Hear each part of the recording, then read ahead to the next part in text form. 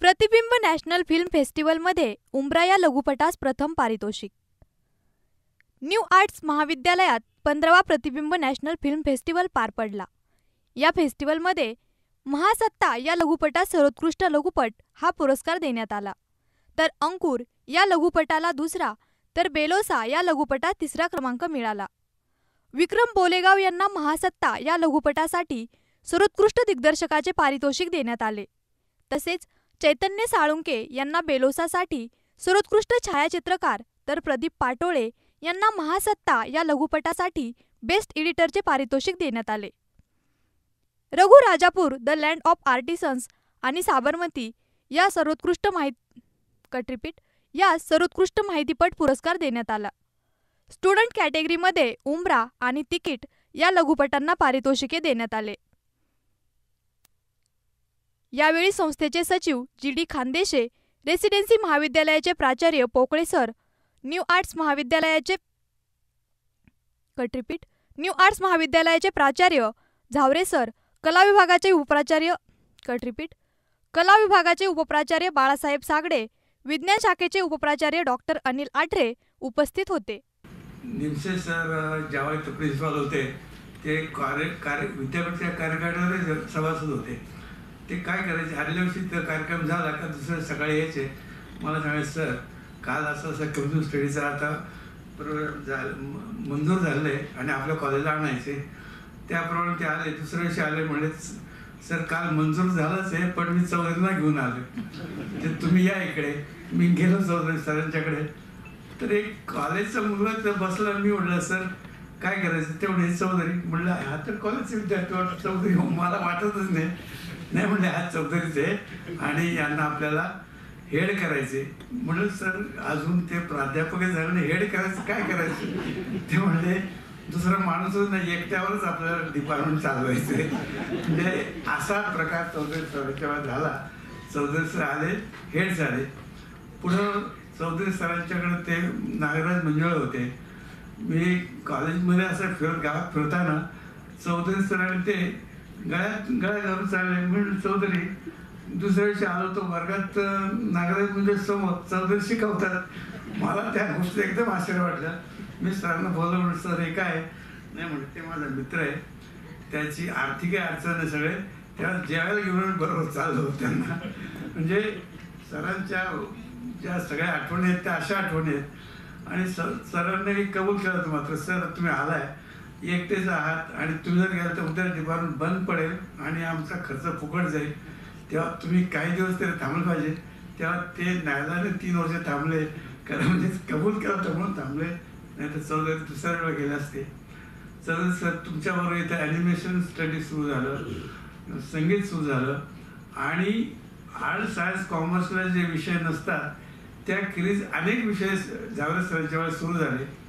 आणि मी मागच्या वेळेला एक कार्यक्रम म्हणलो, आजही म्हणतो की चित्रपटसृष्टी जी आहे मुंबईला आहे, पुण्याला होती, प्रभात फिल्म होती, कोल्हापूरला आहे आणि तशाच प्रकारची सृष्टी नगरमध्ये व्हावी अशी माझी फार इच्छा आहे. कारण आर्ट सायन्स कॉमर्सला हे विषय सगळे नवीन आहेत. म्हणजे असे कुठे कॉलेजमध्ये माझ्या माहितीप्रमाणे नगर कुठे नसती. तेव्हा असा जर प्रकार झाला तर हे कॉलेजचं नाव तर उंचावरच, परंतु ह्या एरियामध्ये राहणारे नगरमध्ये राहणारे माणसं जे आहेत त्यांना रोजगार मिळेल, त्यांच्या बुद्धीला चालना मिळेल, अशा प्रकारचं काम इथं झालं. आपला विभाग सुरू होतानाच अतिशय सक्षमपणे सुरू झाला आणि त्याचं प्रमुख कारण काय असेल तर ते म्हणजे चौधरी सर. चौधरी सरांना आठवतं की नाही मला माहीत नाही, पण ते मी प्राचार्य झाल्यानंतर लगेच दुसऱ्या 3 महिन्यात आले. म्हणले सर मला राज्यामध्ये यायचं. मी म्हणलं खानदी साहेबांच्याकडे जा आणि त्यांच्याकडे राज्यामध्ये होता. ते खानदी साहेबांकडे गेले. खानदी साहेब नाही जमणार नाही, एवढं वर्ष थांबा. दुसऱ्या दिवशी मात्र परत ते म्हटल्यानंतर साहेब म्हणले सर आपण त्यांच्या विकासामध्ये त्यांच्या डेव्हलपमध्ये आड येता कामा नाही. आणि दुसऱ्या वर्षी 2010 साली आपल्या विभागाची अतिशय चांगली बैठक बसून शिस्त लावून ते मोठं होण्यासाठी अधिक भरारी घेण्यासाठी बाहेर पडले. आणि खरं तर या विभागाचा आज जो विभाग उभा आहे तो त्यांच्या मार्गदर्शनामुळे उभा आहे आणि तो सतत पुढे जातोय. याचा खरं तर सरांना आनंद होत असेल आणि आम्हा सर्वांना आनंद होतो. ज्यावेळेस हा प्रतिबिंब महोत्सव सुरू केला आणि आपल्या अनेक विद्यार्थ्यांनी त्या महोत्सवामध्ये सहभाग घेतला, डॉक्युमेंटरी सादर केल्या.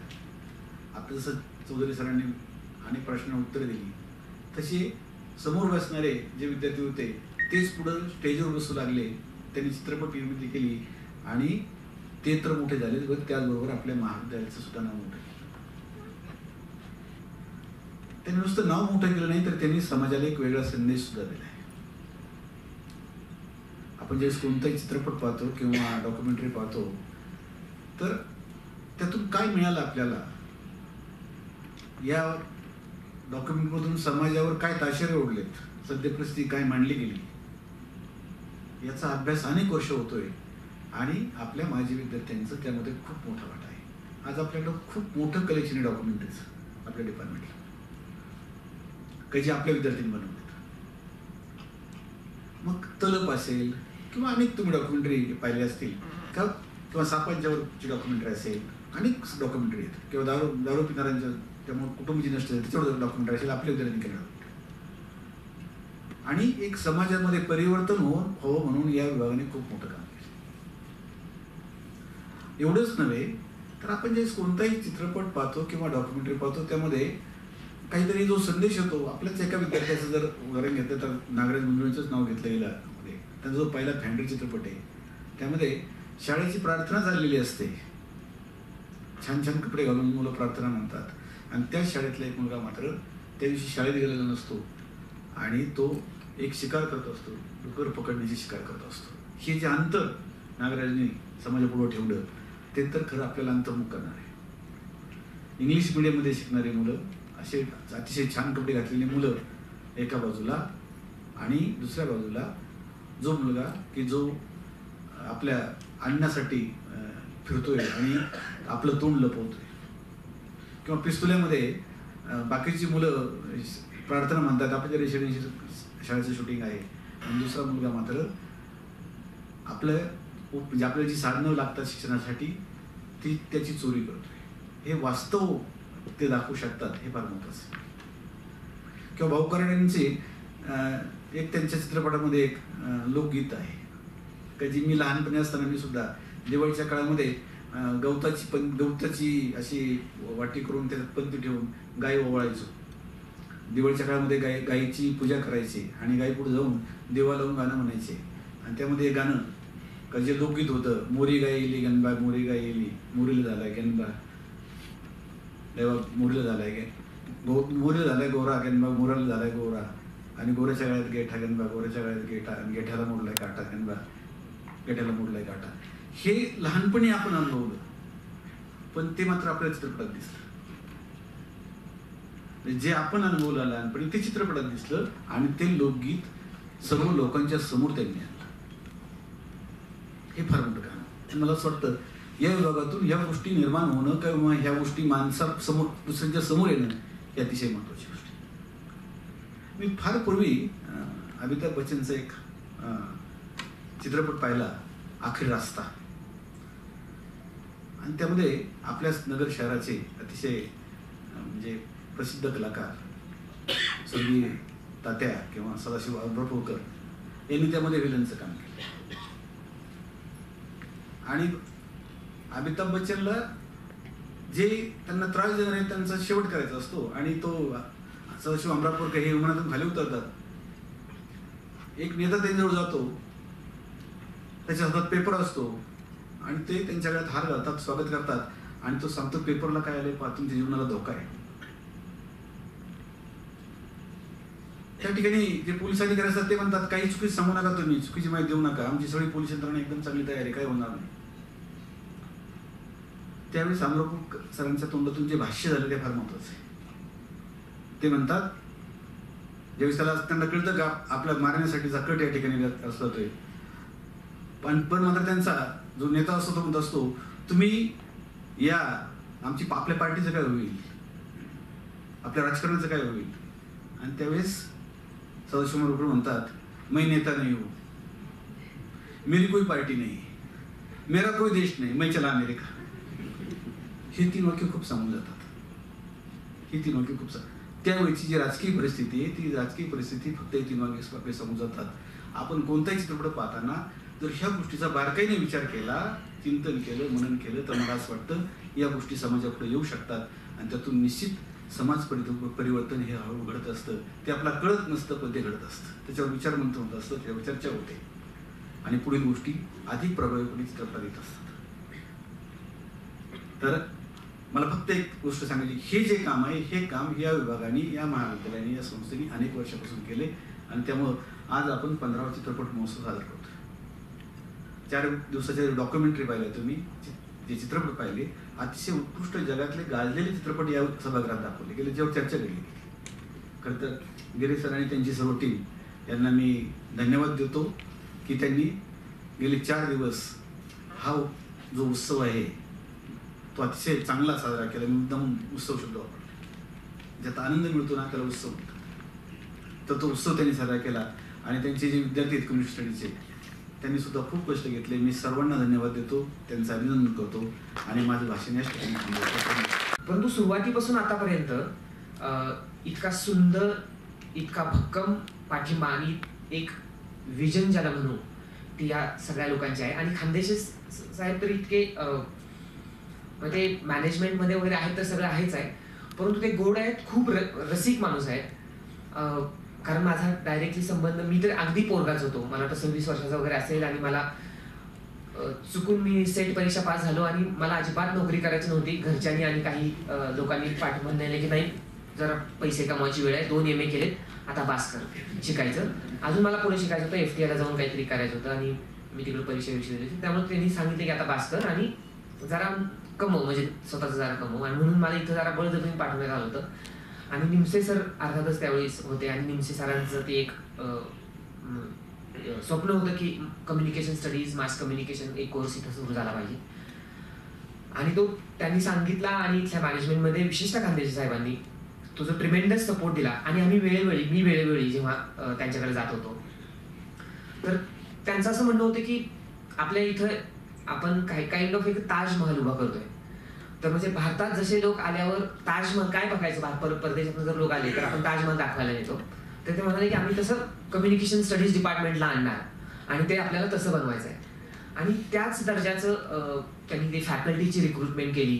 खरं म्हणजे नगरमध्ये मला यायला अजिबात स्वारस्य नव्हतं, कारण मी तसा एकदम गावातला आहे, झाडाखालच्या शाळेत शिकलेलो आहे, त्यामुळे मला ह्या सगळ्याचा परिचय होताच. परंतु पुण्यात गेलो आणि मग मला असं वाटलं की ओके हे जग जरा सोयीचं आहे. आणि पुन्हा नगरला येणं मला काही पटत नव्हतं अजिबातच. परंतु ह्या लोकांनी जरा जास्तच म्हणजे बळ लावलं होतं आणि प्रेम केलं होतं खरं म्हणजे. त्यामुळे मला तिथं काम करायला मजा आली. आणि मी जसं म्हटलं तसं मी पोरगा होतो, म्हणजे मी शिक्षकही झालो आणि मी विभाग प्रमुखही झालो. आता मला तर ते काही विभाग प्रमुखचं वयही कळत नव्हतं.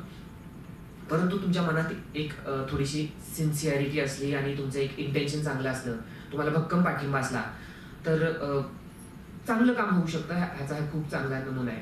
आणि म्हणजे न्यू आर्ट्सचं खूप मोठं क्रेडिट आहे की म्हणजे इतक्या म्हणजे मी आता नाव मोठमोठी जी मास कम्युनिकेशन कॉलेजेस आणि इन्स्टिट्यूट्स आहेत भारतामधल्या, तितकं उत्तम इथले इन्फ्रास्ट्रक्चर आहे. आणि तसं मग ते सगळ्या मर्यादांसकट, म्हणजे पुण्यावरून नगरला यायचं किंवा मुंबईवरून नगरला यायचं, म्हणजे मुंबईवरून पुण्याला लोक यायलाही हे करतात, तर पुन्हा अहमदनगरला यायचं म्हणजे ते अधिकच ते हे आहे. परंतु इथल्या मुलांसाठी आणि इथल्या परिसरातल्या मुलांसाठी एक चांगलं स्कूल फिल्म मेकिंग आणि मास कम्युनिकेशन आणि मीडियाच्या संदर्भातलं काहीतरी होणं गरजेचं होतं आणि ते त्यांनी उभं केलं. त्यामुळं मला खानदेश साहेबांचं नाव घेताच ते सगळं आठवतंय पुन्हा. झावरे सर, निमसे सरांनंतर झावरे सर आले आणि मला असं वाटलं की आता ओके आता म्हणजे निमसे सर गेले. मी निमसे सरांना म्हणत होतो की तुम्ही इथं बोलून घेता आणि तुम्ही निघून जाता, म्हणजे हे काय बरोबर नाही. पण निमसे सरांनी बरोबरच सांगितलं होतं आणि अजूनही झावरे सर इथं आहेत प्राचार्य म्हणून. तसूवरही कमी कुठल्या सपोर्टच्या बाबतीत पडू दिली नाही. म्हणजे मला आता त्यांचं खूप कौतुक वाटलं. म्हणजे प्राचार्य असताना मी समजू शकतो, मी विभाग प्रमुख असतानाच मला इतक्या ॲडमिनिस्ट्रेशनच्या वर्कमध्ये कामामध्ये इतकं गुंतावं लागतं. परंतु त्यांनी भाऊ कराराच्या पिक्चरमधल्या एका लोकगीताचं जेव्हा त्याचं ते उद्धृत केलं, ते त्याच्या ओळी सांगितल्या, त्याबद्दल मला खूपच भारी वाटलं. त्यामुळे अशी चांगली माणसं इथं असल्यामुळे मला वाटतं हे सगळं चांगलं दिमाग हात सुरू आहे. नक्की त्याला मर्यादा असतील, परंतु तुमच्या सगळ्यांबद्दलचं ह्याच्या सगळ्यापेक्षा मला प्रेम वाटतं आणि मला खूप छान वाटतं आणि त्यात मीही होतो त्या सगळ्या सुरुवातीच्या प्रवासात, याचंही भारी वाटतं. आणि आसपासची सगळीच माणसं भारी असल्या कारणाने तुम्हाला भारी किंवा बरं किमान बरं तरी असल्याशिवाय पर्याय नसतो. त्यामुळे कदाचित मीही जरा बरा झाला असावं आणि आपलं डिपार्टमेंटही जरा छान चाललेलं असावं सुरुवातीला. मग नंतर बापू सर होते, आता संदीप सर आहेत आणि त्यांची सगळी टीम आहे. इथे सगळे उपप्राचार्य बसलेत, आर्ट्स, कॉमर्स आणि सायन्सचे आणि ही सगळी मंडळी आहे. त्यामुळं ते सगळं व्यवस्थित चाललंय हे मला म्हणायचं आहे. त्यामुळे ही सगळी जर डिपार्टमेंट ॲक्च्युली खूप काय म्हणायचं, स्क्रॅच पासून जे शून्यातून जे सुरू झालं आणि ते आतापर्यंत जे ज्या दिशेने चाललंय त्याची खूप चांगली हे सगळं सुरू आहे. म्हणजे जो इथल्या लोकांचा खूप चांगला प्रामाणिकपणे प्रयत्न जो सुरू आहे सगळ्याच बाबतीत, म्हणजे प्रतिबिंब सारखं खरं म्हणजे सिम्बायसिसचा फिल्म फेस्टिवल आम्ही यावर्षी सुरू करतोय. पहिला सिम्बायसिसला 1990ला काहीतरी सुरू झालंय. माझ्या संस्थेत सांगू नका ना, तर माझी नोकरी वगैरे हे रेकॉर्डिंग तिथं दाखवू नका, व्हायरल करू नका. सिम्बायसिस फिल्म फेस्टिवल यावर्षी सुरू करते. प्रतिबिंबचा 15वा फिल्म म्हणजे एडिशन यावर्षी असावी, म्हणजे हे म्हणजे काहीतरी गंमतच आहे. आणि इतक्या कन्सिस्टंटली हा फिल्म फेस्टिवल सुरू आहे ही खूप महत्वाची गोष्ट आहे. म्हणजे खूप करता येतं, म्हणजे फ्लूक असतो काही काही वेळा, म्हणजे फॉर्म मध्ये असतात माणसं आणि फॉर्म मध्ये मग 1, 2, 3, 4 होतं आणि त्यानंतर हळूहळू आणि परत मग म्हणजे गायब होऊ शकतात. परंतु संस्थात्मक काम जे असतं ते अशा पद्धतीचं असतं. ते सुरू होतं, ते सुरू राहतं, ते दमदारपणे सुरू राहतं. कदाचित त्याच्यामध्ये कधी असं होऊ शकतं, ते खूप नैसर्गिक आहे. परंतु ते दमदारपणे सुरू राहणं, कन्सिस्टन्सी खूप महत्वाची गोष्ट आहे. आणि अप्स अँड डाऊन्स तर येतच असतात. खालीवर भरतीच्या जसा भरती आणि ओहोटी असते तसं ते प्रत्येक संस्थेच्या, प्रत्येक डिपार्टमेंटच्या आणि व्यक्तीच्या सुद्धा आयुष्यात येतं.